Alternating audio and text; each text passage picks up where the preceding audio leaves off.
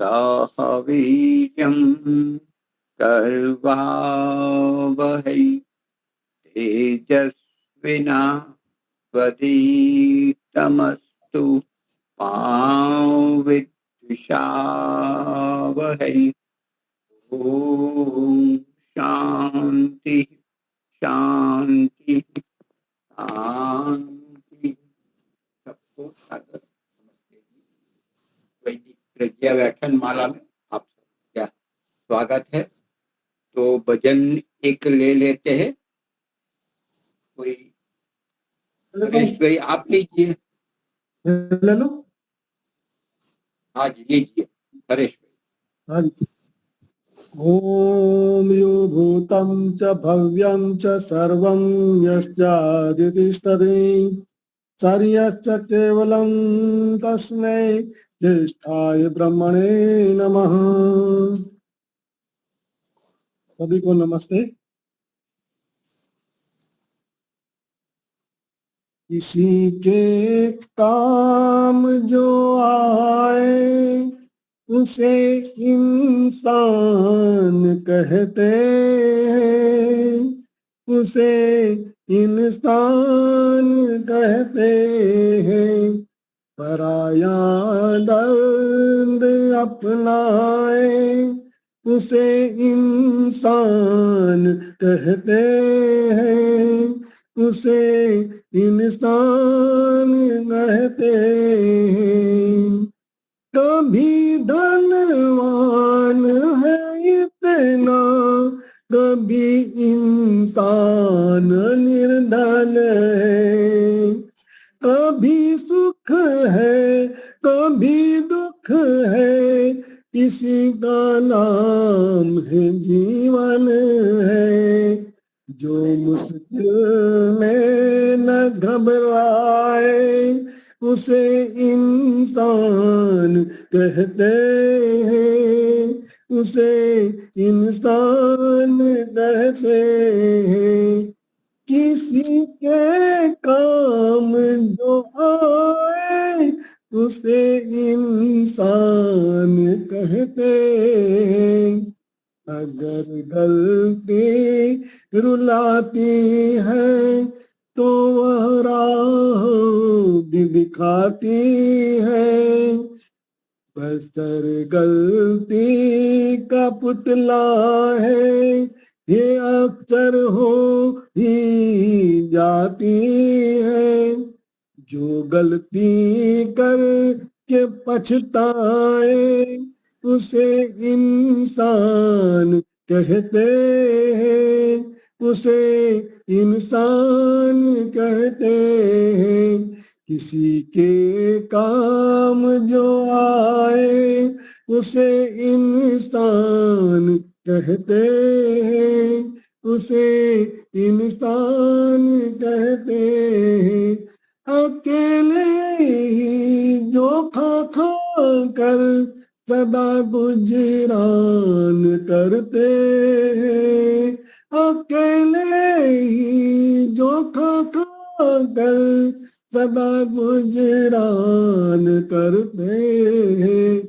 यूं भरने को तो दुनिया में पशु भी पेट भरते, यूं भरने को तो दुनिया में पशु भी पेट भरते।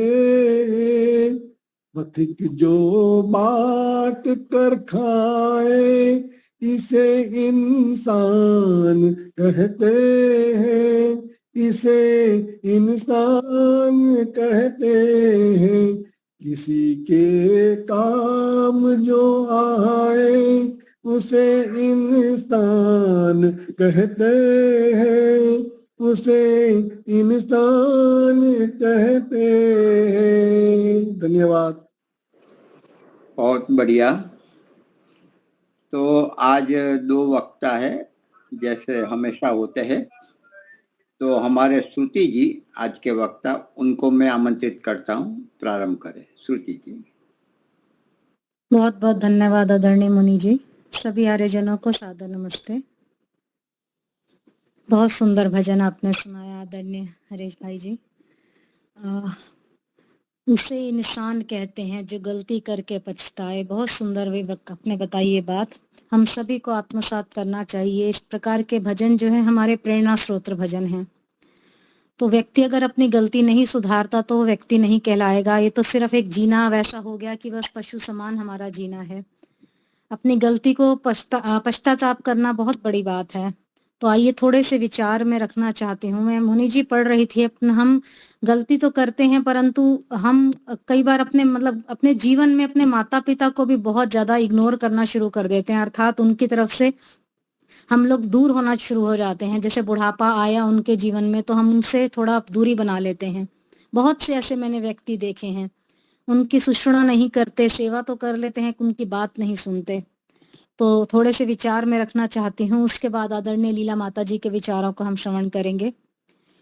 एक गृहस्थ की 3 ऐषणाएं होती हैं। वित्तेषणा होती है धन पाने की लालसा, पुत्रेषणा होती है पुत्र या पुत्री की इच्छा, और तीसरी है लोकेशना यानी कि कीर्ति यश संपदा, ये कामना जो है व्यक्ति की। ये वित्तेषणा, पुत्रेषणा और लोकेशना, ये 3 ऐषणाएं हैं। और ये 3 इच्छाएं मनुष्य जन्म पाते ही अपने साथ लेकर आता है, और परमात्मा हमें जन्म देते ही इन तीनों ऐषणाओं को हमारे हृदय में बीज के रूप में वमन कर देते हैं। यदि ये हमारे इच्छाएं ना होती तो मानव के जीने का कोई अर्थ ना होता। माता पिता पुत्रेषणा इसलिए करते हैं ताकि उनका वंश चलता रहे, और यदि परमात्मा मनुष्य में ऐषणा पैदा ना करता तो ना तो ये जगत होता ना ही हम होते। तो इसलिए हमारे पैदा मतलब हमारे मन में शुरू से इच्छा ही परमपिता परमात्मा कर देते हैं। ये 3 इच्छाएं। पुत्र या पुत्री किसको कहते हैं? माता पिता उनकी इच्छा क्यों करते हैं? आज बहुत ऐसे सदगृहस्थी हैं जो चाहते हैं हमारा पुत्र हो या पुत्री हो आ जाए हमारे जीवन में, परंतु क्यों इच्छा करते हैं? पुत्र कहते हैं, एक संस्कृत शब्द है पुत्र, इस संस्कृत में पुम कहते हैं, और वो कहते हैं पुम नरक से बचाने वाला। पुमानो नरका धस्मात् त्रायते पितरम सुत तस्मात् पुत्र इति प्रोक्तः। पुत्र या पुत्री का अर्थ है नरक से रक्षा करने वाला, जो माता पिता को नरक से बचावे। नरक या स्वर्ग किसी स्थान विशेष का नाम नहीं है। ये तो पौराणिक बंधुओं ने बहुत हमारे बीच में भ्रम की बातें डाल दी हैं, नरक की बातें, स्वर्ग की बातें। तो यही कारण है कि जो आज का नवयुवक है वो यही समझता है कि जीते जी माता पिता की सेवा क्या करनी, अजी जब मर जाएंगे तो उनका पिंड दान करके हम अपने आप को बचा लेंगे। परंतु जीते जी माता पिता की सेवा ना करना उन्हें जीते जी नरक में डालना है, और मरने के बाद पिंडदान करना उन्हें स्वर्ग प्रदान करना है। अब यदि मरणोपरांत हमारा पुत्र या पुत्री हमारे लिए काशी गया, हरिद्वार गया, नदी पार करके गया, चावल या आटे का पिंड दान कर दिया, इससे तो संसार स्वर्ग नहीं बन सकता, और ना ही माता पिता को नरक से व्यक्ति निकाल सकता है। अतः जीते जी उनकी सेवा कीजिए, उनको स्वर्ग के दर्शन कराइए, उनके जीवन काल तक उनकी सेवा करो। तो हमारी पुत्रेषणा हमें प्रेरित करती है कि हम संतान उत्पन्न करें और अच्छी संतान को जन्म दें, ताकि भावी जीवन में हमें नरक का दुख ना देखना पड़े। आज ही विपरीत हो चुका है, ये समय इतना बदल चुका है। हम जीते जी माता पिता की नहीं सेवा करते, मरने के बाद जब उनका चौथा करना है, 13वां करना है, 17वां करना है, हम इतने तरह के व्यंजन बनाकर सबको खिलाने के उसमें रहते हैं। तो दुख हमें इसीलिए ईश्वर ने प्रत्येक मनुष्य के भीतर ये पुत्रेषणा का बीज रख दिया, और प्रत्येक व्यक्ति चाहता है कि मेरा पुत्र या पुत्री मुझसे अधिक योग्य हो, मुझसे अधिक संपन्न हो, मुझसे अधिक आनंदित रहे। ये प्रत्येक व्यक्ति चाहता है कि मेरा पुत्र आगे बढ़े, मेरी पुत्री आगे बढ़े, अच्छा उसके पास आनंदित जीवन हो, सुख से रहे। हर व्यक्ति ये चाहता है, परंतु इसके लिए समुचित ज्ञान का होना भी बहुत आवश्यक है। नहीं तो हम क्या पिंडदान करते रह जाएंगे और हमारे पूर्वज नरक की अग्नि में सड़ते रहेंगे। ये भारतवर्ष में पिंडदान की प्रथा बहुत समय से चली आ रही है, परंतु हमारी भूलों ने संसार को ऐसी अवस्था में पहुंचा दिया कि मरने से पहले भी हमारे माता पिता को सुख नहीं, ना ही मरणोपरांत है।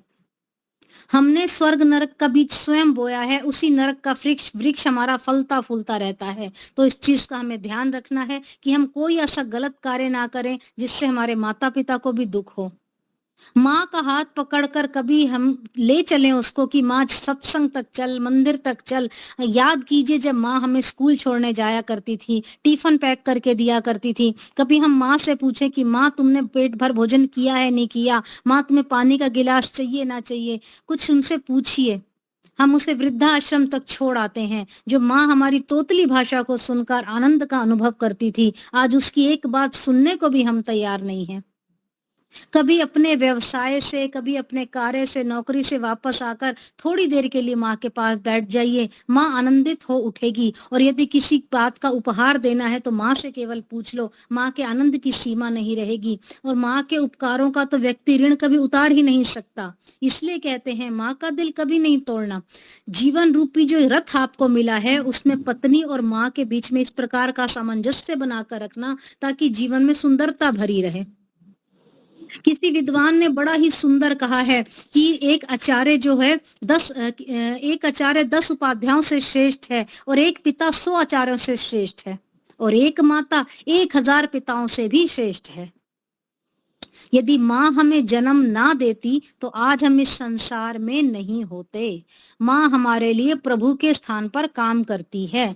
वैसे तो प्रभु हर स्थान पर विद्यमान है, ये हम सभी जानते हैं, परंतु उसने माता को एक साधन ना मानकर हमारा मानव का बोझ सारा उस पर डाल दिया। अमेरिका का एक राष्ट्रपति जिसका नाम लिंकन, वो उन्होंने कहा कि मैं जो कुछ भी बना हूं आज अपनी माँ की अपार कृपा से बना हूं।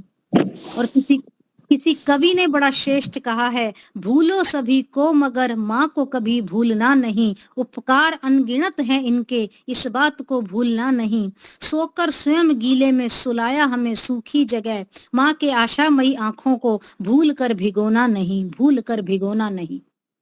माता सम नास्ति शरीर पोषणम, कि माता के समान शरीर को पुष्ट करने वाला कोई भी नहीं है। माँ का दर्जा इससे सबसे ऊंचा रखा जाता है। आपका कोई पुत्र साधु या सन्यासी भी बन जाए, फिर भी माँ सामने आ जाए तो माँ को साक्षात दंडवत प्रणाम करे, ये सिखाया जाता है। इतना ऊंचा दर्जा किसी का हो सकता है क्या? और माता बड़ा सुंदर कहती है कि जब तुम होने वाले थे तब मैं मर सकती थी तुम्हारे लिए, जब से तुम जन्मे हो बस जीना चाहती हूँ तुम्हारे लिए।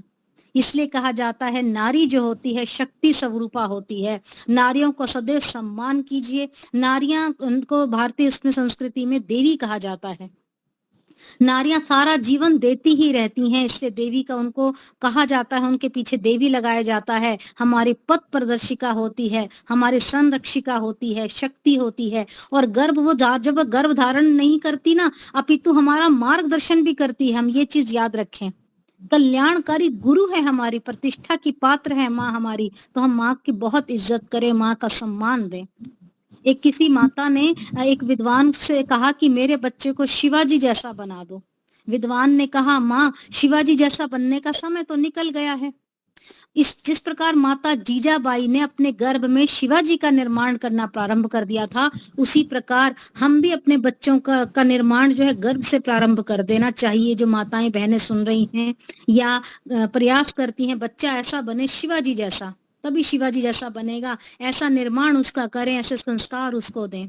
और जो निर्माण माता करती है वो सामर्थ्य पिता में नहीं है और ना ही किसी आचार्य में है।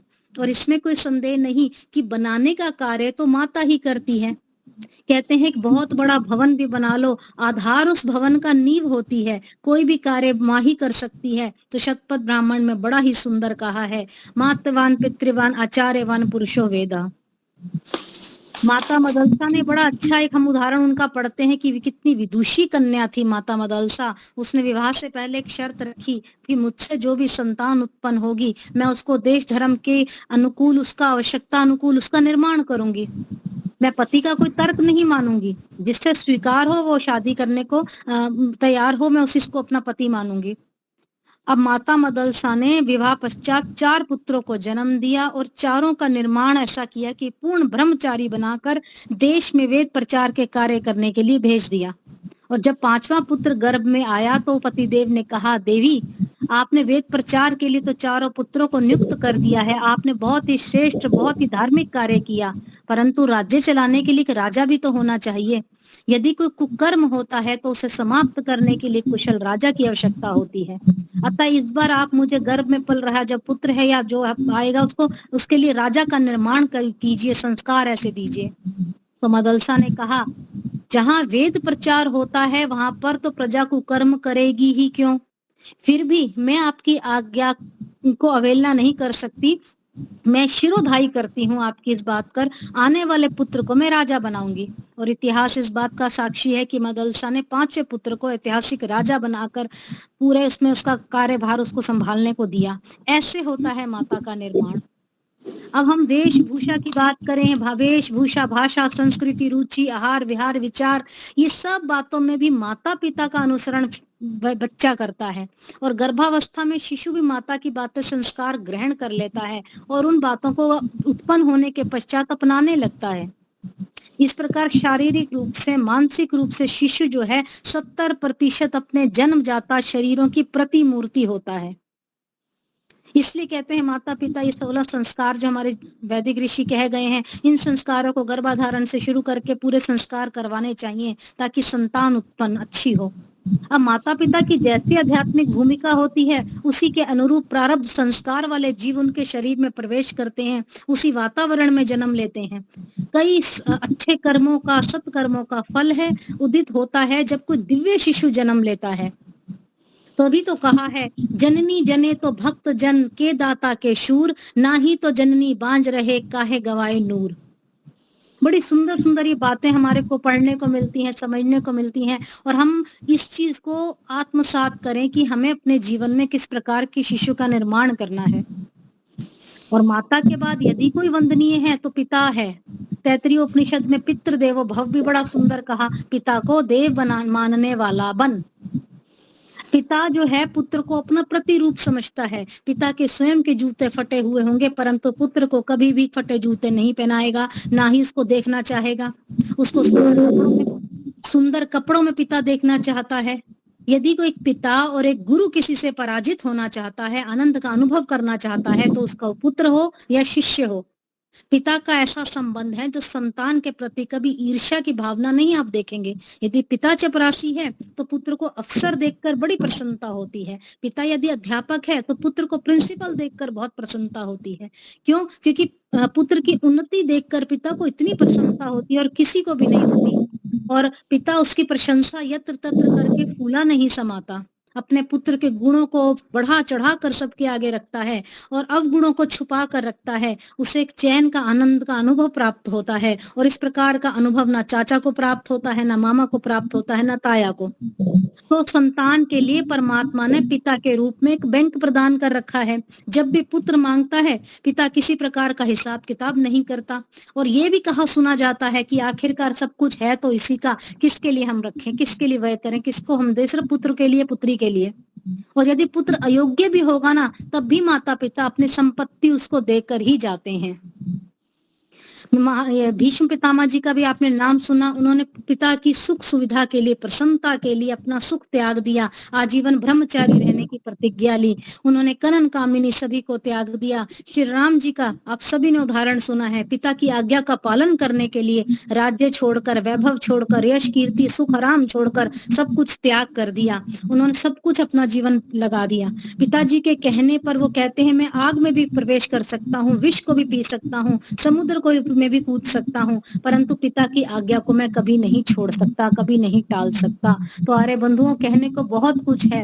ऋग्वेद ने बड़ा ही सुंदर कहा है कि जो संतान अपने माता पिता को पूजा के योग्य नहीं मानता वो दुखी हो जाता है। और आज तो ये मैं हालात कई घरों में देख रही हूँ कि अपने माता पिता की कोई वैल्यू नहीं, कोई इज्जत नहीं है। वो कुछ बोल रहे हैं तो अनसुना हम कर रहे हैं, बिल्कुल उनकी कदर नहीं, उनकी इज्जत नहीं, उनका सम्मान नहीं है, घर में कोई सत्कार नहीं है। दूसरों के समक्ष उनको डांट भी दिया जाता है। और जो व्यक्ति उनका अच्छा सत्कार करता है, पूजा के योग्य मानता है, उसका व्यक्तित्व जो है एक अग्नि के दृश्य हो जाता है। तो यदि व्यक्ति को आनंद में रहना है तो माता पिता की सेवा करनी चाहिए। जो संतान ऐसा नहीं करती वो दुर्भाग्यशाली है। तो माता पिता की सेवा से उठ के कहने का तात्पर्य कि प्रातःकाल उठकर माता पिता के चरण छुएं, उनसे आशीर्वाद लीजिए, उनके समक्ष कोई क्रोध भरी अपमान भरी कोई बात मत करिए, चाहे माता पिता कोई गलती क्यों ना कर दें, उनको तब भी आप कुछ मत कहिए, शांति पूर्वक समझा दीजिए। माता पिता जब बूढ़े हो जाएं तो उनको खाना खिलाकर स्वयं खाइए। सोने से उनके पूर्व या सायंकाल जो समय है उनके साथ थोड़ी देर समय अवश्य व्यतीत करें, इससे उनको सांत्वना मिलेगी। और उन सुषुम्ना जिसको कहते हैं, बुढ़ापे में उनके लिए कुछ फल लेके जाइए, मिठाई, कोई दवाई, कोई वस्त्र आदि उनको कुछ भेंट कीजिए। ऐसे माता पिता गदगद हो जाते हैं, उनको जो आशीर्वाद उनके मन से जो निकलता है वो किसी कुबेर के कोष से भी बढ़कर अधिक मूल्यवान होता है। तो इसलिए माता पिता का, बड़ों का आशीर्वाद अवश्य लेना चाहिए। कभी कभी उनको जेब से खर्च भी देना चाहिए। बचपन में उन्होंने तुम्हारे को, हम सबको मतलब खूब जेब खर्ची दी है, तो हम सभी का कर्तव्य है उनकी पूरी की पूरी सेवा करें, उनकी सुख सुविधाओं का हम ध्यान रखें और जितना हो सके सौभाग्यशाली बने, हम इस चीज के स्वामी बने कि हमने माता पिता की सेवा करने का प्रयास किया। तो माता पिता ईश्वर के साक्षात प्रतिनिधि होते हैं। ये थोड़े से विचार मेरा मन था रखने का। आज जब कई घर के ऐसे हालात सुनते हैं जहाँ माता पिता की कोई नहीं है सम्मान, उनको तो बड़ा ही दुखता है दिल की, हाँ क्या ऐसा हो रहा है, क्यों माता पिता को जवाब दिया जा रहा है, क्योंकि उनको बिगाड़ने में भी माता पिता का हाथ है, बहुत बड़ा हाथ है। तो हम कहते हैं संतान नहीं बिगड़ती, अपितु माता पिता ने उनको बिगाड़ा है। तो बहुत कुछ है कहने को, मन में तो कई बातें हैं कहने के लिए, परंतु समय की एक सीमा है।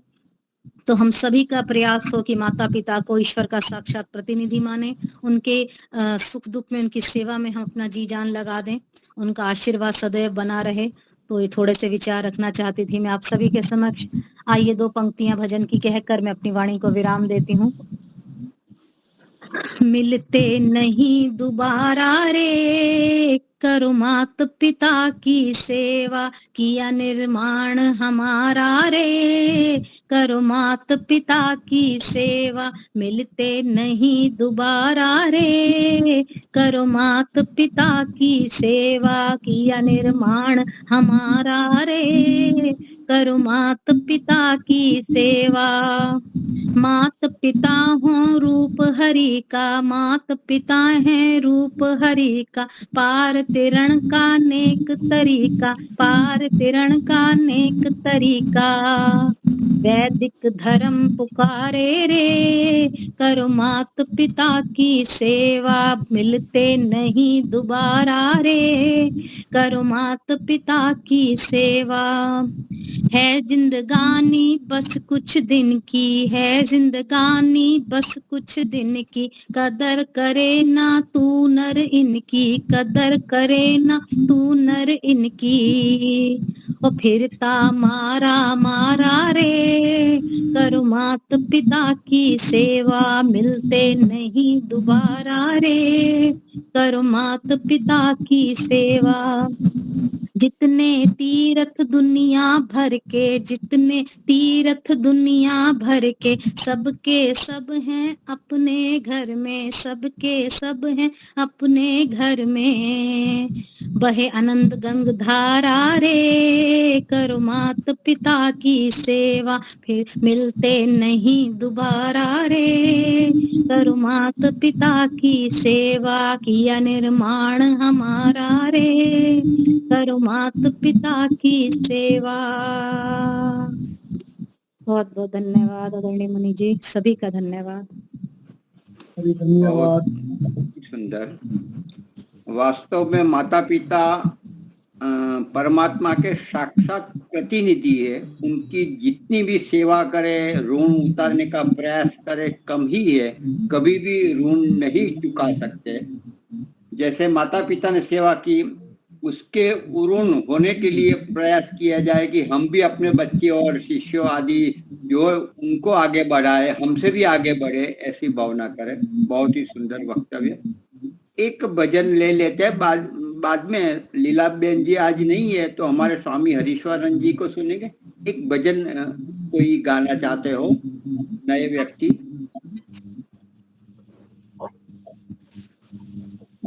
हाँ जी बोलो। कौन है नाम जरा? कमलाहंस। सरोज जी आहूजा लीजिए, सरोज आहूजा। हाँ जी।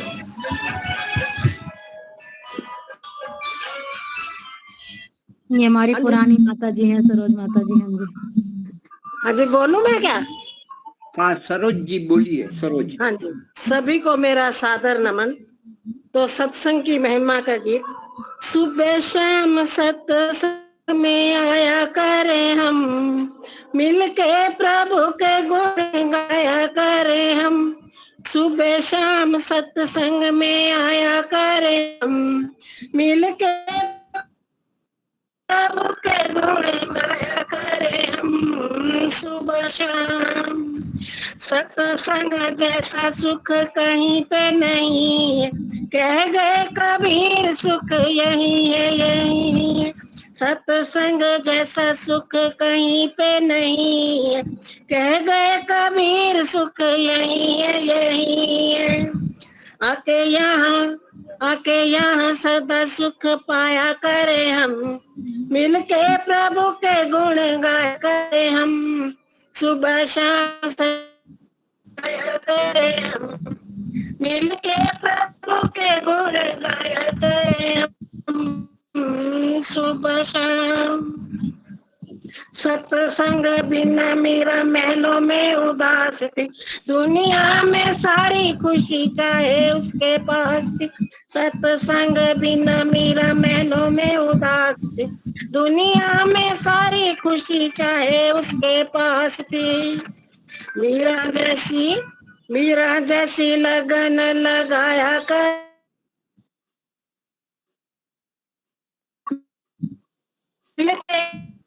प्रभु के गुण गाया करें हम।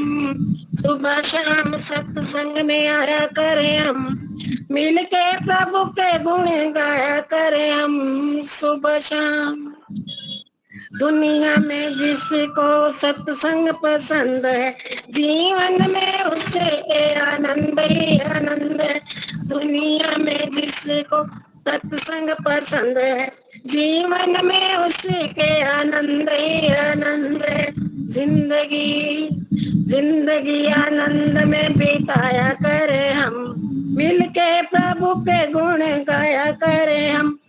सुबह शाम सत्संग में आया करे हम, मिलके प्रभु के गुण गाया करे हम, मिलके प्रभु के गुण गाया करे हम।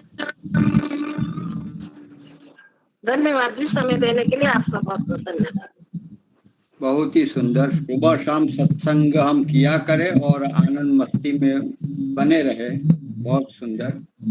अभी हमारे आज के वक्ता स्वामी हरीश्वरानंद जी है, जो अहमदाबाद से और लाखोड़ा में हमारे साथ रहते हैं। बुजुर्ग है लेकिन युवान की तरह काम करते हैं, जोश है। तो आज उनको हम सुनेंगे। स्वामी हरीश्वरानंद जी प्रारंभ करिए। स्वामी जी। ओम, सभी को नमस्ते। आज बहुत दिनों के बाद में मैं आपके सामने उपस्थित हुआ हूँ। तो एक बहुत ही महत्वपूर्ण उपनिषद का मंत्र है, उस मंत्र की पूरी तरह से व्याख्या मैं करूँगा।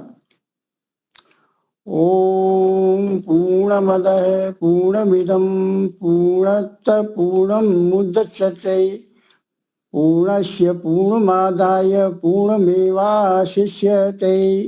उपरोक्त मंत्र उपनिषद का एक बड़ा ही रोचक मंत्र है। इस मंत्र को सामान्य तौर पर यज्ञ की समाप्ति पर पढ़ा जाता है। इस मंत्र का अर्थ यह है कि वह जो परम ब्रह्म है वह प्रकट नहीं होता, वह जो अनंत और पूर्ण है, क्योंकि पूर्ण से ही पूर्ण की उत्पत्ति होती है। यह दृश्यमान जगत अनंत है, उस अनंत से यह विश्व बहिर्गत यानी उत्पन्न हुआ। यह अनंत विश्व उस अनंत से बहिर्गत होने पर भी अनंत ही रह गया। ओम नाम यह अनंत है और यह ब्रह्मांड भी अनंत है। अनंत से अनंत की प्राप्ति होती है, तब अनंत ब्रह्मांड की अनंत उत्पत्ति होती है। वह अनंत के रूप में अकेला रहता है। ओम वह पूर्ण था और है, सृष्टि उत्पत्ति से पहले भी और उत्पत्ति के बाद भी यह पूर्ण है। अर्थात एक पूर्ण से दूसरे पूर्ण का जन्म हुआ। पूर्ण में से पूर्ण आरोहण यानी निकालने के बाद भी जो बचा वह भी पूर्ण है। अनंत यानी सीमा रहित है, अर्थात जिसकी कोई सीमाएं नहीं है। यह कैसा आश्चर्यजनक गणित है कि शून्य में शून्य को जोड़ो तब भी शून्य ही आएगा, शून्य में से शून्य को घटाओ तब भी शून्य ही आएगा, शून्य को शून्य से गुणा करो तब भी शून्य ही आएगा, शून्य में से शून्य को भाग दो तब भी शून्य ही आएगा। ये उपरोक्त जो कहा गया है उसकी पुष्टि करता है। यहाँ पर शून्य में शून्य को जोड़ देता है तब भी शून्य ही आया, यहाँ शून्य में से शून्य को घटाकर देखा तब भी शून्य ही आया, यहाँ पर शून्य को शून्य से गुणा करके देखा तब भी शून्य ही आया, यहाँ पर शून्य का शून्य में भाग देकर देखा तब भी शून्य ही आया। यहाँ पर शून्य का एक अन्य रूप भी देखिए, दशमलव के बाद में 1 लिखिए और फिर शून्य बढ़ाते जाइए तो यहाँ 1 का कोई भी मूल्य नहीं है। दूसरी तरफ 1 के बाद में 1 जीरो बढ़ाते चले जाओ तो प्रत्येक जीरो बढ़ाने पर उसका 10 गुना मान बढ़ जाता है। यह शून्य भी पूर्णांक है, इसमें समस्त ब्रह्मांड समाहित है। इस ब्रह्मांड में सूर्य, चंद्र, नक्षत्र, ग्रह, उपग्रह, पृथ्वी आदि सभी अपने शून्य आकार से अपनी अपनी परिधि में भ्रमण कर रहे हैं। परमात्मा भी परमाणु रूप में यानी जीव शून्य में शून्य रूप में समस्त ब्रह्मांड के कण कण में व्यापक है और समस्त ब्रह्मांड भी इसी शून्य आकार में व्याप्य है। परमात्मा हम सब जीवों में अनुरूप आत्मा में इसी परमाणु रूप शून्य आकार में विराजमान है। इस मंत्र के में भेद ज्ञान की 2 और भी विचित्र बातें हैं। एक तो यह परमात्मा जो भी बनाता है वह पूर्ण ही बनाता है, पूरा ही बनाता है, पूरे को एक साथ ही बनाता है। अगर मनुष्य कुछ बनाता है तो अलग अलग टुकड़ों में बनाता है, फिर उन टुकड़ों को इकट्ठा करके कुछ नया बनाता है। उदाहरण के तौर पर जैसे टाटा कंपनी या अन्य कोई कंपनी बड़ी बड़ी मशीनरी या बड़े बड़े ट्रक बनाती है, लेकिन सारे ट्रकों को एक साथ नहीं बनाती है और स्वयं भी नहीं बनाती। ट्रक के विभिन्न पुर्जों के निर्माता अलग अलग होते हैं, कोई टायर बनाता है तो कोई रिंग बनाता है तो कोई अन्य पुर्जे को बनाता है। अलग अलग पुर्जों को बनाने वाली कंपनियां भी अलग अलग होती हैं, तो उसकी जितनी भी मशीनें हैं उनमें से प्रत्येक अंग को कोई एक व्यक्ति या कंपनी नहीं बनाती। जो भी विभिन्न व्यक्ति या कंपनियां सामान बनाकर टाटा कंपनी के मुख्य कारखाने में जमा कर देती हैं, बस यहाँ इस कारखाने में उन पुर्जों को आपस में यथास्थान जोड़ दिया जाता है।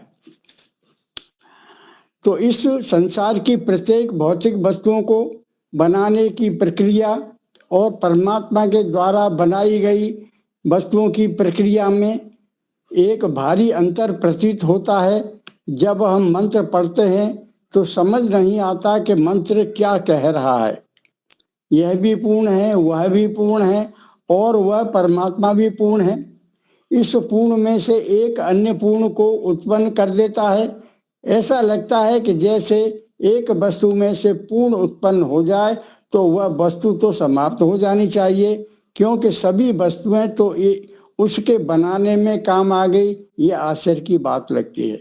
इसलिए इस मंत्र का अर्थ जानने व समझने का प्रयत्न करते हैं तो यहाँ समझने की बात यह है कि बनाना काम हमारा भी है और बनाना काम परमात्मा का भी है, लेकिन परमात्मा का बनाना पूर्ण मदः पूर्ण मिदम है। वह इस संसार को बनाता है तो यह संसार पूर्ण है, वह स्वयं पूर्ण है और उसके द्वारा बनाई गई वस्तुएं भी पूर्ण हैं। अब पूर्ण किस प्रकार से है? परमात्मा के द्वारा जो भी वस्तु बनाई गई उसमें बनाने को कुछ भी शेष नहीं रहा। मनुष्य बनाया तो पूर्ण मनुष्य बन गया, और वृक्ष बनाया तो पूर्ण वृक्ष बन गया, अर्थात उसमें कोई भी भाग कम या अधिक अथवा शेष नहीं रहा। यानी मनुष्य या वृक्ष पूरे के पूरे एक साथ में ही बन गए, अर्थात इनमें किसी भी प्रकार की कमी नहीं रही। इस बात को इस प्रकार भी समझा जा सकता है कि परमात्मा किसी भी वस्तु को टुकड़ों में नहीं बनाता। वह विभिन्न वस्तुओं को अलग अलग बनाकर जोड़ने का कार्य नहीं करता। परमात्मा वस्तु को जुड़े जुड़ाए पूर्ण रूप से बनाता है, चाहे वह मिट्टी का डेला ही क्यों न हो। उस मिट्टी के डेले में भी वह सब कुछ एक साथ होता है जो उस मिट्टी के डेले में होना चाहिए। अन्न के एक दाने में भी वह सब कुछ होता है जो अन्न के दाने में होना चाहिए। इस दृष्टि से परमात्मा पूर्ण है, उसके द्वारा जो कुछ भी बनाया जाएगा वह पूर्ण ही होगा।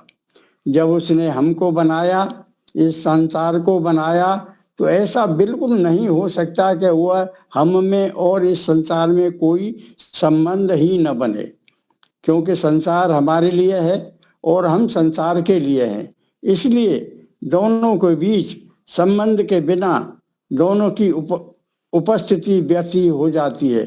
तो यदि किसी के पास कोई वस्तु है और कोई वस्तु चाहिए, तो मेरे पास ऐसा क्यों है कि कुछ भी वस्तुएं में हैं संसार में, तो बहुत वस्तुएं हैं लेकिन संसार में हैं, लेकिन संसार जिसकी आवश्यकता समझता है, उपयोगिता समझता है, उसको लेता है, उसी को अपने पास रखता है, उसी को प्राप्त करना चाहता है, और जिसकी उसको आवश्यकता नहीं लगती उसकी वह चिंता नहीं करता।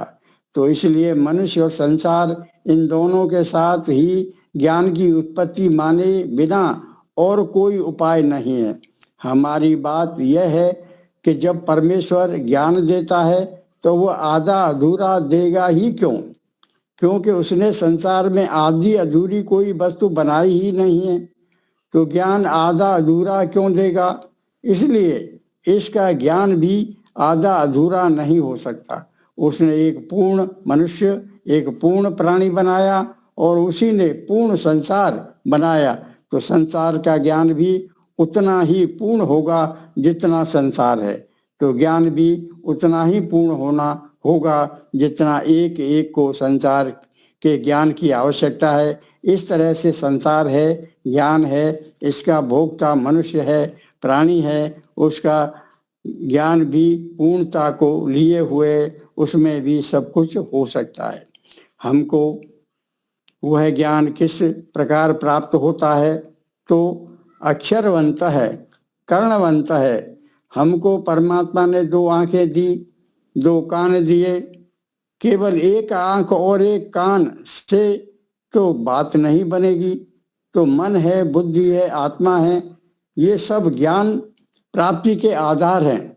अक्षरवंत है, कर्णवंत है, बाहर के हैं। ये मनुष्य से मनुष्य के लिए संसार के पदार्थों का उपयोग करने के लिए ये आँख और कान के साधनों से हमें 2 तरीके से पता है जिनसे मनुष्य मुख्यतः काम लेता है। अर्थात एक मनुष्य बोलता है तो दूसरा सुनता है, एक मनुष्य लिखता है तो दूसरा मनुष्य पढ़ता है। तो पढ़ता है अक्षरवंत है, जो सुनता है वह कर्णवंत है। परमेश्वर हमें कोई पुस्तक कागज नहीं दे रहा है जिसे हम आँख से देख लें, न कोई उसका मुंह है जो हमारे कान उसके काम आ जाएं। तीसरा उपाय जो ज्ञान देने का है वह प्रेरणा देने का है, जो अंदर से देने का है। जो बाहर का ज्ञान शरीर से आ रहा है वह भौतिक ज्ञान है। भौतिक ज्ञान को शरीर से प्राप्त करना संभव है, किंतु जब आत्मा से ज्ञान आएगा तो आत्मा के पास ही आएगा। ऐसा नहीं हो सकता कि आत्मा का वह चेतन ज्ञान प्रत्येक जड़ वस्तु को प्राप्त हो जाए। तो यह शरीर भी तो जड़ ही है और इसमें भी तो आत्मा का ज्ञान मिला है, लेकिन इसे एक प्रक्रिया के अंतर्गत मिला है, एक संरचना के क्रम में मिला है। आत्मा है, बुद्धि है, मन है, इंद्रियां हैं, शरीर है, इस तरह मिला हुआ है, ऐसा नहीं है कि कोई जड़ वस्तु चेतन से सीधा संबंध बना सके और उससे कोई ज्ञान प्राप्त कर सके या उससे कोई प्रेरणा ले सके, ऐसा संभव नहीं है। परमेश्वर के पास द्वारा जो ज्ञान आएगा वह निर्माण के रूप में तो संसार में है, पदार्थ के रूप में विद्यमान है, प्रकाशित है, प्रकट है, लेकिन चेतना के रूप में ज्ञान आएगा तो चेतन का ज्ञान चेतन को ही प्राप्त होगा। वह आत्मा में ही आएगा, वह हमारे हृदय में ही प्रकाशित होगा। उस परमेश्वर के ज्ञान को देने का जो प्रकार है वो प्रेरणा है। हम देखते हैं कि संसार में तीन प्रकार के ज्ञान को पाया जाता है। सुनकर, पढ़कर, प्रेरणा से। परमेश्वर जब कोई भी चीज देता है वह न तो टुकड़ों में देता है, न आधी अधूरी, न व्यर्थ देता है। जितना ज्ञान मनुष्य को पूर्ण काल में, पूर्ण जीवन में, पूर्ण संसार में, पूर्ण काल में आवश्यक है, उतना ज्ञान परमेश्वर ने दिया हुआ है, जिसको हम वेद कहते हैं। ईश्वरीय ज्ञान को हम शाश्वत और नित्य ज्ञान कहते हैं। यहाँ पर मंत्र यह कह रहा है कि परमेश्वर का दिया हुआ ज्ञान पूरा है, लेकिन हर व्यक्ति का ज्ञान अलग और अधूरा है। तो ये अलग अलग होना और अधूरा होना यह भी अपने आप में एक प्रमाण है कि हमारा सबका ज्ञान अलग है। अलग अलग इसलिए ही है कि संसार में ज्ञान के अलग अलग स्रोत हैं। संसार की वस्तुएं तो भिन्न भिन्न हैं, लेकिन वस्तुओं का निर्माता, रचयिता एक ही है। इसलिए ज्ञान का स्रोत भी एक ही है और इसके बाद भी हमारे ज्ञान की भिन्नता है। इतना ही नहीं, एक ही विषय को जानने वाले व्यक्तियों का ज्ञान एक विषय का होने पर भी अलग अलग स्तर का है। यह सिद्ध करता है कि ज्ञान की प्राप्ति का स्रोत मूल है, उसके पास तो ज्ञान पूर्ण है, किंतु हमारी क्षमता अलग अलग होने से, हमारे प्रयत्न अलग अलग होने से, प्राप्ति के उपाय, समय, परिस्थिति भिन्न भिन्न होने से हमारा ज्ञान भी भिन्न भिन्न है। एक बालक का, युवा का, वृद्ध का ज्ञान एक विषय विशेषज्ञ का और एक मजदूर का ज्ञान भिन्न है, क्योंकि उसकी परिस्थितियां भिन्न हैं, आयु भिन्न है, काम भिन्न है, इसलिए वह उससे जुड़ा हुआ है। उतना वह जानता है, जान सकता है। तो सारे संसार में जो हमारी परिस्थिति है कि वह ज्ञान इतना भिन्न है और अधूरा है, यह हमारे अपने अधूरेपन को और हमारी भिन्नता को बता रहा है। ज्ञान प्राप्त करने वाले सब एक जैसे ही दिखाई दे रहे हैं, लेकिन एक नहीं है। यदि हम एक होते तो सबको एक साथ एक जैसा ज्ञान होता और सब एक जैसा उस ज्ञान का उपयोग करते, लेकिन ऐसा नहीं है। हमारा ज्ञान एक जैसा नहीं है, एक साथ नहीं है और उसका उपयोग भी हम एक तरह से नहीं करते। अपने ज्ञान को उपयोग में लाने के लिए हर व्यक्ति अलग अलग प्रकार अपनाता है। यह हमारे अलग अलग अस्तित्व का है और अलग अलग क्षमता का है, सबसे बड़ा परिचायक है। इस दृष्टि से विचार करने पर हमारे ज्ञान की, हमारे अंदर जो भिन्नता है उसका बोध इस मंत्र से होता है। हमारे ज्ञान के साधन जो इस शरीर से हमें प्राप्त हैं, आँख, कान, नाक, त्वचा, जिह्वा, जिससे हम रूप, शब्द, गंध, स्पर्श, रस का ज्ञान प्राप्त करते हैं, और उस ज्ञान की सिद्धि एक मुख्य बात से होती है कि हमारे ज्ञान के स्तर का अलग होना।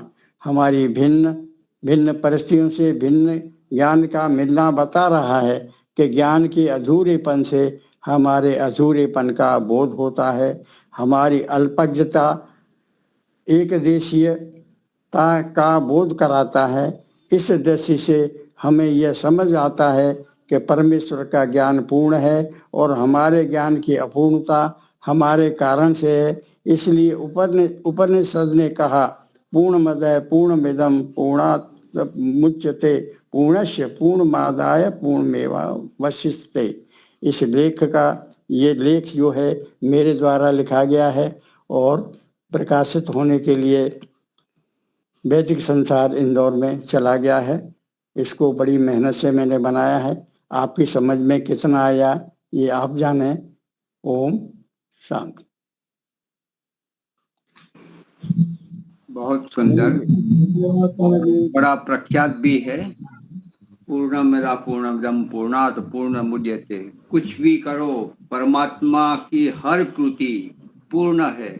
किसी भी प्रकार की कमी, उसकी कोई भी कृति ज्ञानात्मक हो या तो यह भौतिक न हो, जो हमें न्याय व्यवस्था कर्म के फल के रूप में जैसे भी हो हमारे समझ में आए न आए वो बात अलग है, लेकिन जितनी आए और जितना गहनता से जाएंगे तो पकड़ में आएगा कि ईश्वर के ज्ञान में, उसकी कृति में जरा भी दोष नहीं है, कोई भी एडिशन नहीं है, कोई भी सप्लीमेंट्री नहीं है, कोई सुधारा वधारा कुछ नहीं है। परमात्मा पूर्ण है, उनकी कृति पूर्ण है और उसका प्रेम अपने संतान के प्रति पूर्ण ही है। कोई किसी भी प्रकार की कमी नहीं, भेदभाव नहीं, कुछ नहीं हो सकता। हर समय वो चाहते हैं कि मेरा बेटा, मेरी संतान मेरा सब कुछ जो मांगे उसको मैं सब कुछ दे दूं। हर व्यक्ति एक साथ मेरे साथ आए और मोक्ष को प्राप्त करे और सुख सुविधा से संपन्न होकर आगे बढ़े, ऐसा चाहता है। तो ऐसे परम पिता परमात्मा पूर्ण स्वरूप है, उसकी उस प्रकार से हमें ध्यान करना चाहिए और कृतज्ञता ज्ञापन करनी चाहिए, धन्यवाद प्रकट करना चाहिए। एक भजन किसी को लेना हो या तो किसी को कुछ बोलना हो तो 5-10 मिनट बोल सकते हैं। स्वामी जी आप भी कुछ बोलना चाहते हो तो बोल सकते हो। 5-10 मिनट है, 10 मिनट है। एक छोटा सा भजन है। हाँ गाइए, बिल्कुल जरूर लीजिए। भगवान मेरी नैया, भगवान मेरी नैया, उस पार लगा देना। अब तक तो निभाया है, आगे भी निभा देना। भगवान मेरी नैया, दल बल के साथ माया, दल बल के साथ माया, घेरे जो मुझको आकर, दल बल के साथ माया, घेरे जो मुझको आकर, तो देखते न रहना, तो देखते न रहना, झट आके बचा लेना। भगवान मेरी नैया, भगवान मेरी नैया, उस पार लगा देना। भगवान मेरी नैया, संभव है झंझटों में, संभव है झंझटों में, मैं तुमको भूल जाऊं। संभव है झंझटों में, मैं तुमको भूल जाऊं। पर नाथ कृपा करके, पर नाथ कृपा करके, मुझको न भुला देना। भगवान मेरी नैया, भगवान मेरी नैया, उस पार लगा देना। अब तक तो निभाया है, आगे भी निभा देना। ओम। हमारी नैया उस पार लगाना है, परमात्मा की ओर आगे बढ़ना है, तो सबसे पहले स्वस्थ होना, शरीर से मन से स्वस्थ होना बहुत जरूरी है। तो हमारे ग्रुप में भी हमारे श्रीमती जी, वानप्रस्था जी, पन्ना जी, वो भी अभी कुछ काल से बीमार है। किडनी बिगड़ने चालू हो गई है। शुगर कल देखा तो 700 था। आज सोनोग्राफी किया तो उनमें भी कुछ यूरिन पूरा नहीं आ रहा है, किडनी में कुछ रह पा रहा है, तो उसको अभी तो शुगर को कंट्रोल करेंगे।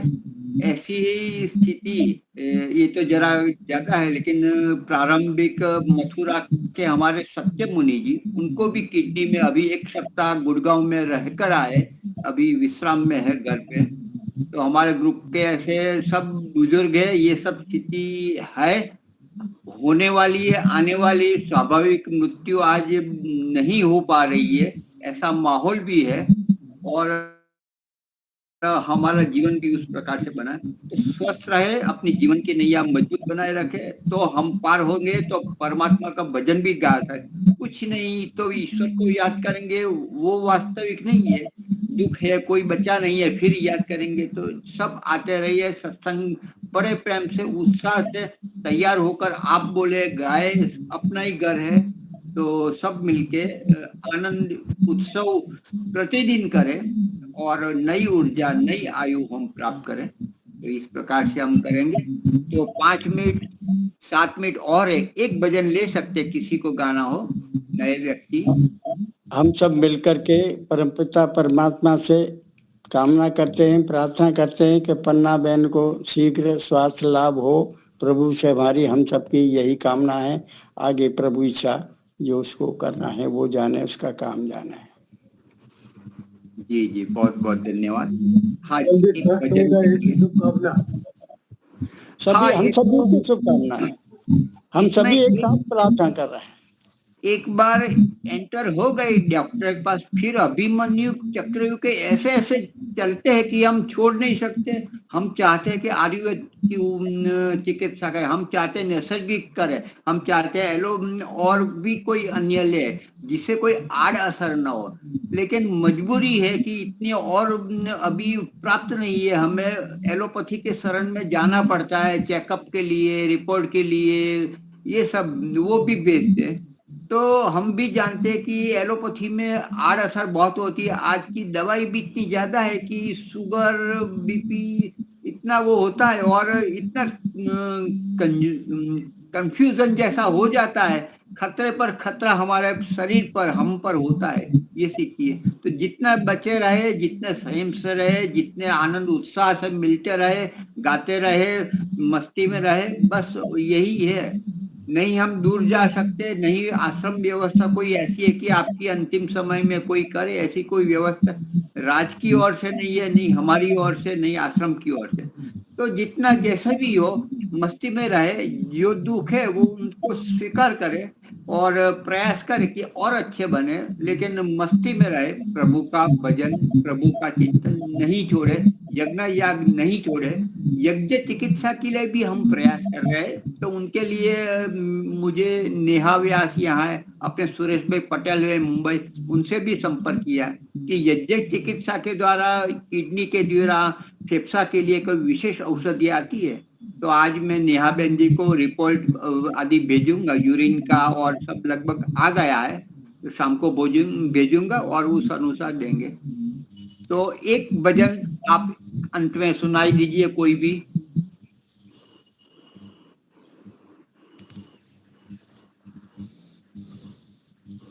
भानु बहन आप भी सुना सकते हो। हम सुना देते हैं। मैं गा लेता हूँ। एक भजन मैं सुना दूं। हाँ जी लीजिए, प्रारंभ करें अंतिम भजन। बोलो मुनि जी, भजन सुनावे। हाँ सुनाइए। प्रारंभ करें। पितु मातु सहायक स्वामी सखा, तुम ही एकनाथ हमारे हो। इनके कुछ और आधार नहीं, इनके तुम ही रखवारे हो। पितु मातु सहायक स्वामी सखा, तुम तुम ही एकनाथ हमारे हो। सब भांति सदा सुखदायक हो, दुख दुर्गुण नाशन हारे हो। प्रतिपाल करो सिगरे जग को, अतिशय करुणा उदारे हो। पितु मातु सहायक स्वामी सखा, तुम ही एकनाथ हमारे हो। हम ही तुमको, तुम तो हमारी सुधारे निसारे हो। उपकार को कछु अंत नहीं, उपकार को कछु अंत नहीं, नहीं जो विस्तारे हो। सहायक स्वामी सखा, तुम ही एकनाथ हमारे हो। महाराज महामहिमा तुम्हारी, महाराज महामहिमा तुम्हारी, समझे फिरने बुधवारे हो। शांति निकेतन प्रेम निधि, शांति निकेतन प्रेम निधि, मन मंदिर के उजियारे हो। सहायक स्वामी सखा, यही जीवन के तुम जीवन हो, जीवन के तुम जीवन हो। इस प्राण के तुम प्यारे हो।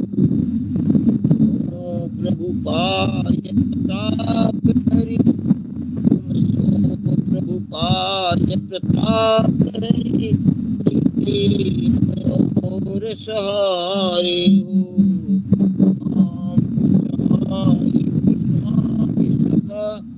तुम ही एकनाथ हमारे हो। धन्यवाद जी। हाँ जी, आवाज कट गई थी, लेकिन अभी आप शांति पाठ करवाइए, जय घोष भी करवाइए। शंकर पाठ कक्षा का समापन जय घोष से, पहले शांति पाठ होगा। ओम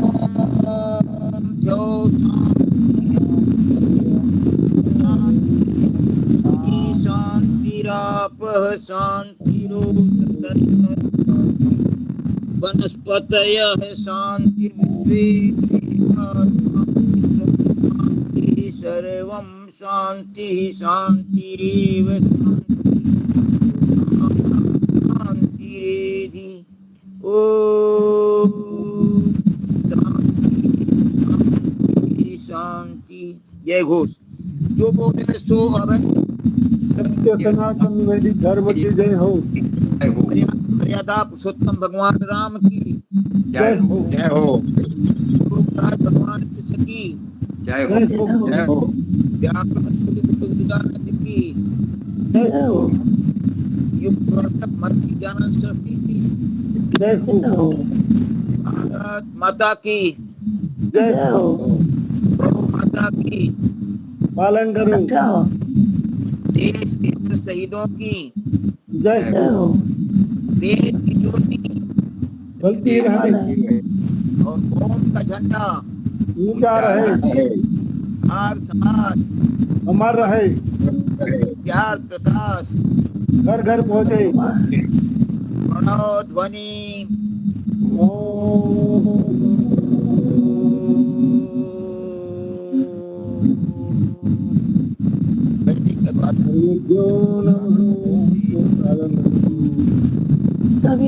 नमस्ते जी।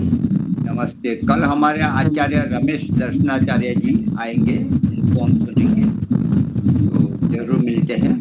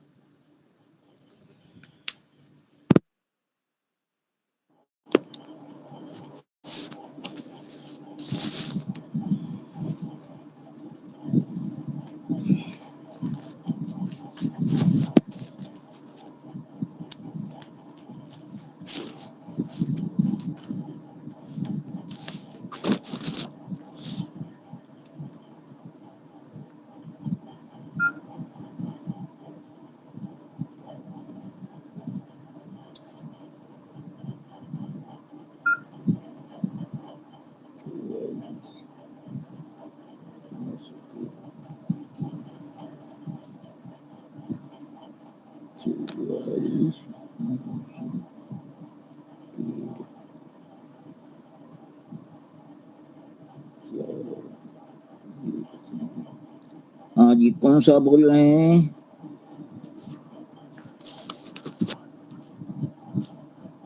हैं? हाँ हाँ हाँ हाँ जी हाँ। अच्छा अच्छा, ठीक है, ठीक ठीक ठीक ठीक है, ठीक ठीक ठीक, बहुत अच्छा, ठीक है, ठीक।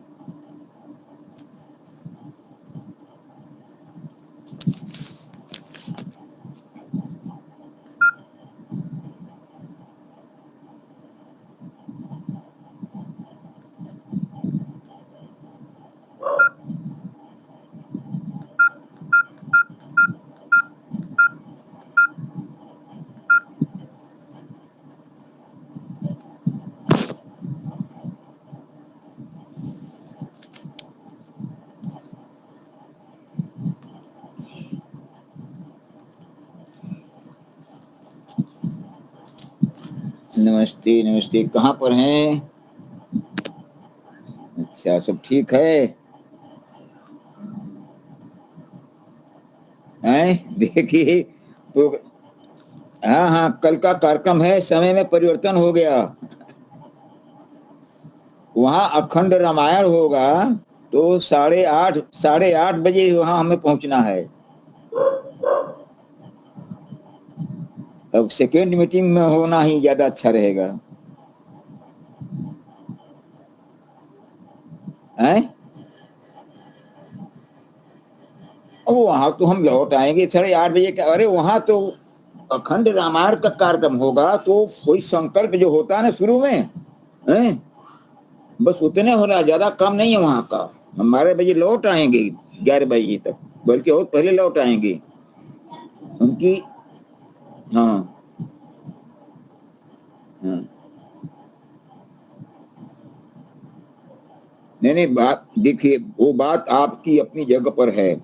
मुहूर्त का भी ख्याल करना है, और जो क्रम पूजा ये है अमावस्या का, वो टूटे भी नहीं। चाहे सुबह हो जाए, चाहे शाम हो जाए, मुहूर्त खत्म हो जाए, उसके लिए आप चिंतित न रहिए। अमावस्या जो नाम से हवन हो रहा है, वो होना चाहिए, चाहे वो मुहूर्त खत्म हो जाए या मुहूर्त के पहले रहे। इस बात को अपने दिमाग से उतार दीजिए। शादी विवाह का भी मुहूर्त नहीं पूरा हो पाता है ना? हाँ, अच्छा,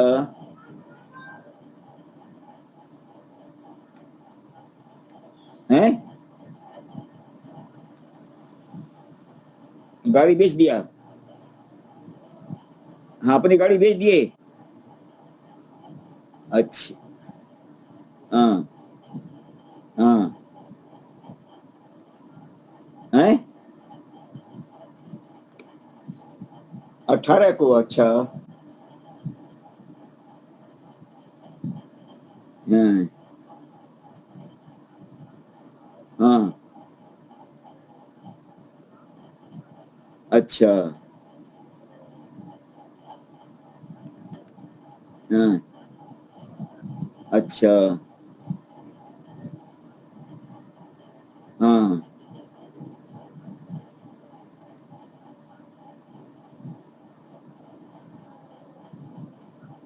हम्म,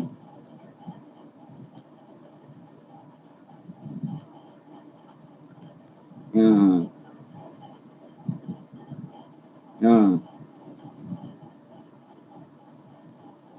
हम्म, हाँ, हाँ, अच्छा, हम्म, हाँ, हाँ, हम्म, हाँ, हाँ, हाँ, नहीं नहीं, आप उसके लिए कह तो रहे थे, ठीक है, उनकी रामायण का भी समय तो एक निश्चित हो गया है।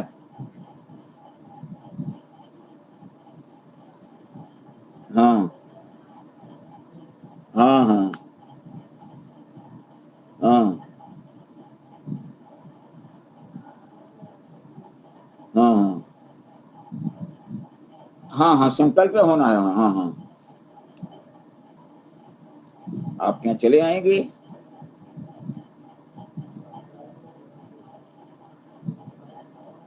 हाँ, 1 घंटा लगेगा, हाँ, हाँ, हाँ, नहीं नहीं, वो तो आप जो 8:30 बजे मुझे बता रहे हैं वहां पहुंचने के लिए हैं, तो भाई उनकी क्या व्यवस्था होगी ये तो हम नहीं कह सकते कि 1 घंटा लगे कि आधा घंटा लगे कि 1.5 घंटा लगे। भाई उनकी व्यवस्था है ना। हेलो। हाँ भाई, वहां हम पहुंच करके पता लगा कि हमको 8:30 बजे पहुंच गए हैं, वो 9 बजे शुरू करें, 10 बजे शुरू करें, हैं हैं हैं।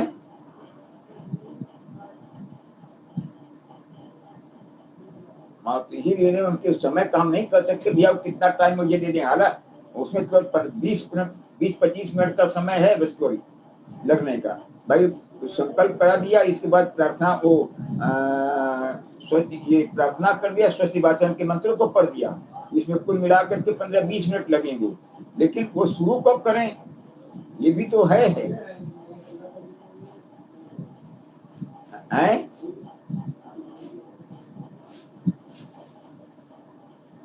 हाँ, हाँ, उन्होंने हमको 8:30 बजे बुलाया कि 8:30 बजे आ जाइए। पहले 12 बजे का समय दिया था, हैं? अब उनकी जो है हमको 8:30 बजे बुलाया है। हम तो पहुंच जाएंगे 8:30 बजे, लेकिन उनका जब कई बजे कितना टाइम ले लेंगे हम ये नहीं कर सकते नहीं।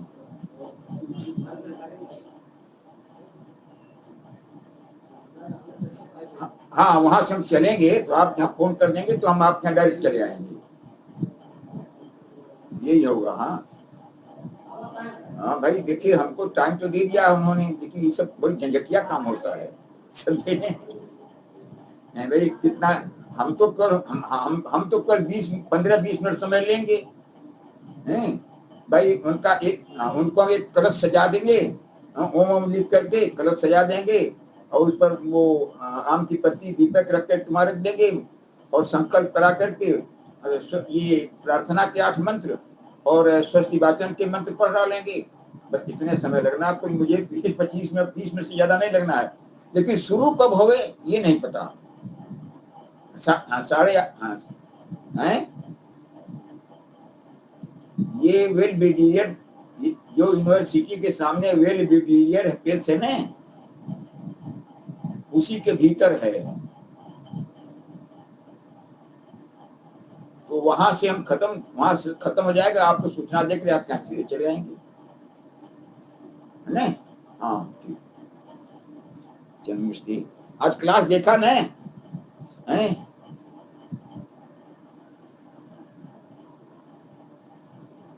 हाँ ये बात तो है, ये बात तो है, लेकिन आप समय और आपको उनको बुलाइए 8:30 और 9 10 बजे बुलाइए हैं। हाँ, हम इतनी देर में अगर उनको यहाँ देर भी होगा तो पहुंच जाएंगे। हाँ बुलाइए, 10 बजे बुलाइए।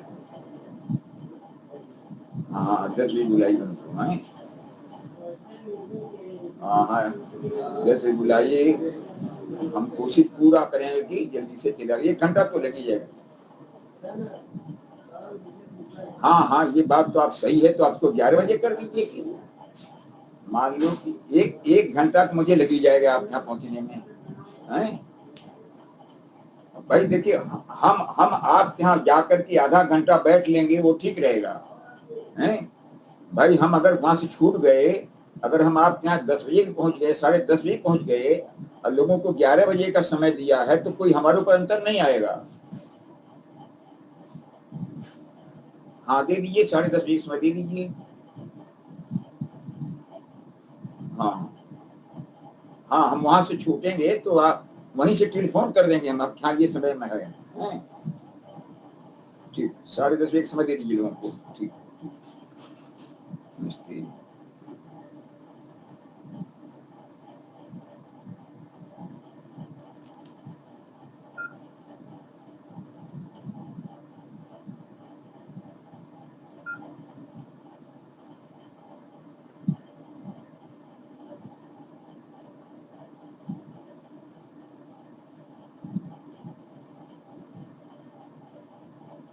हाँ जी, मिस कॉल इस पर है क्या? हाँ बोलिए।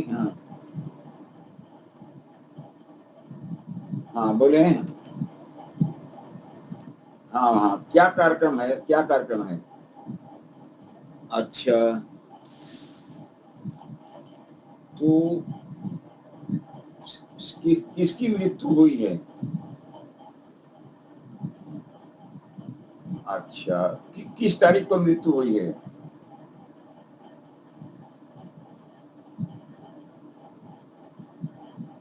हैं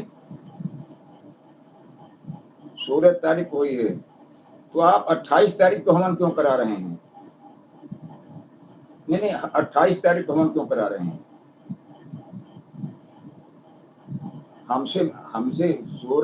हमसे मिलना है। 16 तारीख को मृत्यु हुई है, हवन जितनी जल्दी हो सके, 18, 19, 20 जितनी जल्दी हवन हो सके वो हवन करा लेना चाहिए। हमारे देखिए आर्य समाज के विधान में आपको बता दूं मैं, समझे ने, कि मृत्यु हुई है, अंत्येष्टि हो गई, समझिए ने, और सूर्यास्त नहीं हुआ है, तो उसी दिन हवन होना है, फिर दूसरे दिन हवन होना है, फिर तीसरे दिन होना हुआ है। इसलिए कि उस शरीर से जो वहाँ वातावरण है रोगाणु हैं, वह एक दिन में हवन में नहीं खत्म होंगे, 2 दिन 3 दिन हो जाता है। जिस यहाँ घर से लौटने के बाद सूर्यास्त नहीं हुआ है, तो घर में 2 लोग हैं, 4 लोग हैं, समझे ने, वो हवन कर लिए। इसके बाद 4, 6 लोग, 8 लोग हैं, जो भी हैं हवन कर लिए दूसरे दिन। तीसरे दिन अधिक से अधिक भाई बंधु इष्ट मित्र हैं, वो आकर के एक बृहद हवन कर लिए। तो 3 दिन में घर में आसपास में भी शुद्धि हो जाती है, समझे ने। और तीसरे दिन हो जाता है, सब लोग मिल करके परम पिता आहुति देते हैं, परम पिता परमात्मा से प्रार्थना करते हैं, हे प्रभु वो आत्मा जहाँ भी है उसको शांति मिले। आधे मिनट 1 मिनट तक मौन रह करके श्रद्धांजलि देते हैं और फूल चढ़ाते हैं, क्योंकि आर्य समाज में यही विधान है। तो अब 16 तारीख आपका बीत गया है, तो उसको अब जितनी जल्दी चाहें आप निपटा दें।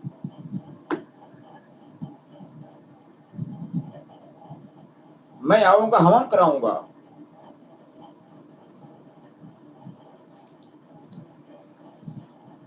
आपको करना क्या है, आपको हाँ नहीं अब 3 दिन का नाम नहीं है, बस 1 दिन का है अभी। अब तो वो जब मैंने कहा था ना, उस समय से लगातार हो जाता है, लेकिन सब लोग कराते नहीं हैं, केवल 1 दिन करा लेते हैं, तीसरे दिन कहते हैं 2.5 दिन हो जाएगा। हाँ, तो समाज में ये बात आ गई है, मानता लोगों ने कर लिया है कि आर्य समाज विधि से हवन होगा और 2.5 दिन पर हो जाएगा। मतलब जिस दिन मृत्यु हुई है ना, और हाँ वो हो गया, एक दिन हो गया और दूसरा दिन हो गया, आज तीसरे दिन 12-1 बजे 2 बजे हो जाता है, तो कुल मिलाकर 2.5 दिन हो गया। समझे न?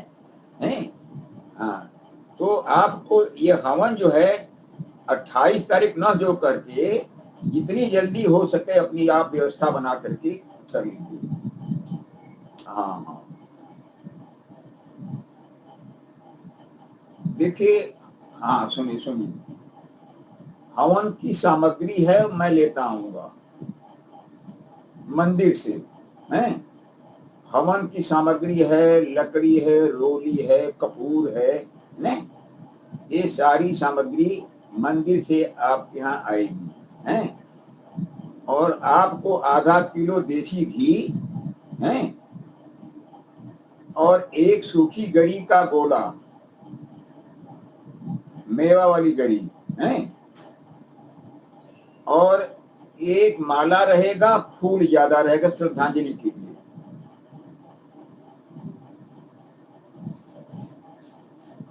और एक तसला या हवन कुंड रहेगा।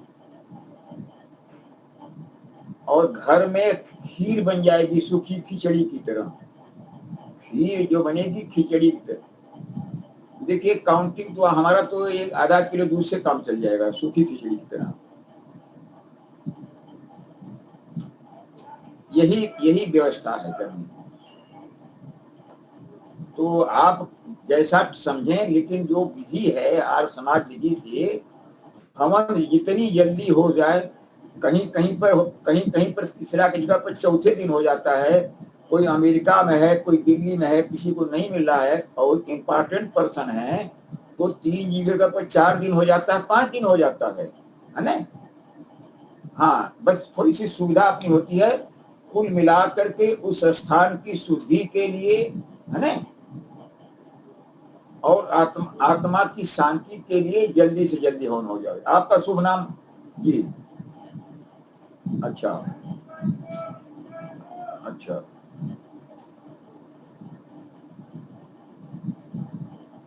नहीं मंदिर नहीं होगा, घर पर होगा। क्योंकि मिट्टी घर पर रखी हुई थी कि मंदिर पर रखी हुई थी? घर पर रखी थी ना? अच्छा, मंदिर के कितना दूर है घर मंदिर? तो हवन घर में ही हवन कराइए, मंदिर पर नहीं। तो अब अच्छा देखिए, हमको देने के लिए ये है कि 600 रुपए की तो सामग्री रहेगी, उसकी रसीद मिलेगी। अच्छा, और संस्था को आप जो भी दान देंगे उसकी रसीद मिलेगी। और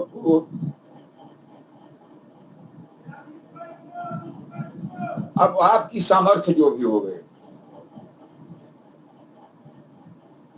हैं, नहीं उसके लिए कोई उस फिगर का वर्णन नहीं है। आप 100 दीजिए, 200 दीजिए, 1000 दीजिए, 2000 दीजिए, वो आपकी क्षमता भगवान ने दिया है। और किसी की क्षमता कम है तो 100 रुपया दे देता है, किसी की क्षमता है 2000 रुपया दे देता है, 21 रुपये दे देता है। वो इसके लिए है, दान के लिए जो है, और दक्षिणा के लिए चीज नहीं होती है। जो निश्चित फिगर सामग्री की है, जिसकी रसीद बनेगी, वो तो जितना मंदिर का है वो होता है।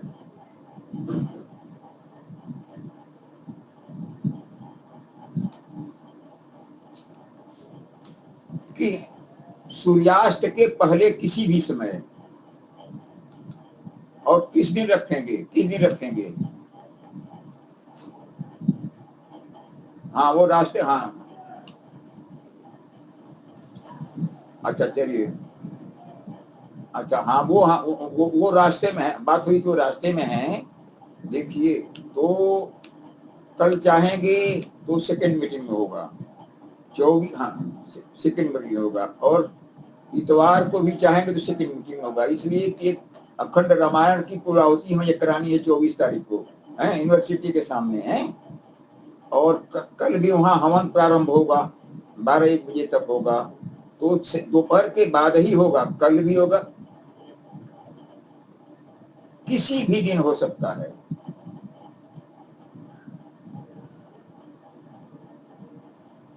हाँ अच्छा अच्छा, हाँ हाँ हाँ, संडे को, हाँ संडे को कर लीजिए, संडे को, हाँ हाँ हाँ, क्योंकि हमको कल अवगत करा दीजिएगा, क्योंकि वो अखंड रामायण में पूर्णाहुति जो होगी इतवार के दिन 24 तारीख को, है तो वो 12 बजे होगी, 1 बजे होगी, 2 बजे होगी, कब पूर्णाहुति होगी उसकी, है। हाँ हम 3-4 तक खाली जाएंगे, 3-4 तक, मतलब दोपहर, हाँ दोपहर के बाद में अपना रख लीजिएगा। हाँ। ये होना कहाँ है ये? मुट्ठीगंज में माया पेश, हम माया पेश तो, हाँ हाँ हाँ हाँ है, अच्छा अच्छा, हाँ हाँ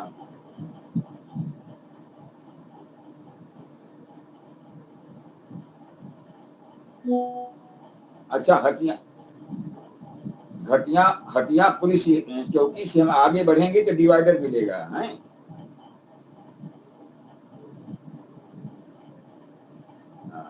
नहीं नहीं, हाँ, नहीं नहीं, हटिया पुलिस चौकी से कितना दूर घर है आपका? तो हम हटिया पुलिस चौकी पर आकर टेलीफोन कर देंगे, वहीं से ले लेंगे, हैं? हाँ हाँ हाँ, तो हम हाँ, क्योंकि हम उधर हवन करा चुके हैं, समझे ने, माया प्रेस के आसपास 2-3 बार हवन करा चुके हैं, लेकिन एक प्रॉपर जगह पर टेलीफोन करेंगे तो आप वहीं पर आ जाएंगे, बस ये है। तो ये कल, हाँ अपना कल या परसों रख लीजिएगा। हाँ ठीक ठीक, धन्यवाद।